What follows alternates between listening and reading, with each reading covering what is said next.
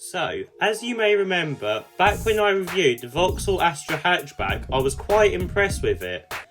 Practicality was not its strong point though. Can this car, the Vauxhall Astra Sports Tourer, fix this? Let's have a look. Hello everyone, welcome to Everything Cars and More. This is the #1 place to be for car news and reviews. Sit back, buckle up, let's go.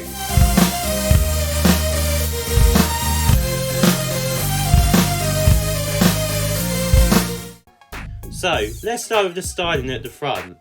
There is no surprise that the front of the Vauxhall Astra Sports Tourer and the hatchback are identical. This means you get the usual Vauxhall visor, which has the grille and headlights all in one unit. These lights are LED, but on top of the range models you can have their IntelliLux pixel light technology. Moving lower down, we get this sporty central air vent, and connected to it is a pair of side vents that look quite sporty for this type of car. On the base model we do get a different bumper though, which is not as sporty looking. Moving around to the side, we get the same as the Astra hatchback from the B-pillar forwards. We also get the same wheels as that car too. From the B-pillar backwards however, it is different. We get a less sloping roofline and more glass area. We still get a sloping roof design though, and a reverse shark fin on the side. This makes the car look sporty, and the rear end of the car helps this too. Moving round to the back, we can see these thin tail lights that are very sporty looking. We also get a deep sloping rear window that almost makes this car look like a shooting brake. Up top we get this spoiler and a simple vertical brake light, which gives this car a sporty and unique look. Lower down on the bumper it is simple and conservative. Let's have a look at the engine options that you can have with the Vauxhall Astra Sports Tourer. So, the engine range for the Astra is quite simple. There are 2 petrol engines and 1 plug-in hybrid engine. The 2 petrol engines are 1.2 litre turbo units with either 110 brake horsepower or 130 brake horsepower. Both can be had in a 6-speed manual, whilst the 130 brake can also be had with an 8-speed automatic gearbox. For the plug-in hybrid option, you can get a 1.6 litre turbocharged engine with an electric motor attached to it. This gives you 180 brake horsepower, which suits this car much better. You can also do about 30 to 40 miles in electric only driving, which is more than enough for your average commute. The price of the Astra Sports Tourer starts at £28,010 for the regular petrol models and £38,985 for the plug-in hybrid models. Let's have a look at the interior. So, getting inside the new Astra Sports Tourer, and there are some differences over the regular Astra hatch, but these changes are coming to that car, and they have just started to show up. The biggest and only difference is that the Vauxhall Pure panel is now all one glass panel. This means that you cannot see the screens when the system is off. This looks much more futuristic and premium. The screens are still both 10 inches now, just like the regular display.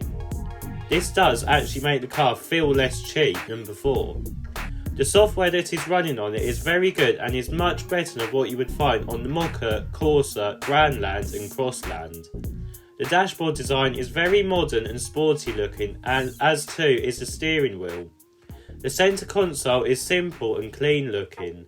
The only thing I would want to change is that the cubbyhole covers are this rubber material, but I would change them to this same piano black plastic material. This will make the car look more premium, although this piano black plastic does scratch very easily, which is a shame. I would like to see some different options there, Vauxhall. We do get this split armrest now, like what you would find on the Mercedes, and these seats are very supportive and comfortable and are certified by AGR seats. AGR is basically a campaign for healthier backs. Let's have a look at the rear seats. So, getting into the back of the Astra, and it is not as practical as it once used to be. Legroom is not as good as the previous gen Astra, but the headroom is fine. You can get 6-foot people behind another 6-foot person, but it is a squeeze and I wouldn't want to do a long journey behind there. Let's have a look at the boot. So, opening the tailgate to the Astra Sports Tourer and you are welcomed with 597 litres of boot space with the seats up. With the seats down, it is 1,634 litres. This is a decent size, but it is not as big as the Volkswagen Golf Mark 8 Estate boot size, but it is better than the Peugeot 308 Estate. So, what do I think of the Astra Sports Tourer? Well, it is a decent estate car. Practicality is decent and it has good styling. To be honest though, I don't think it is good enough in its current form. This is because there is an electric version coming called the Astra Electric Sports Tourer. This will rival the MG5 station wagon and the Peugeot E308 station wagon. This will make it a unique car and, to be honest, possibly the best electric estate car that you will be able to buy. Wait for that review when it comes out.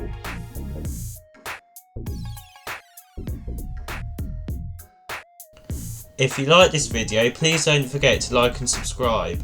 See you in the next video.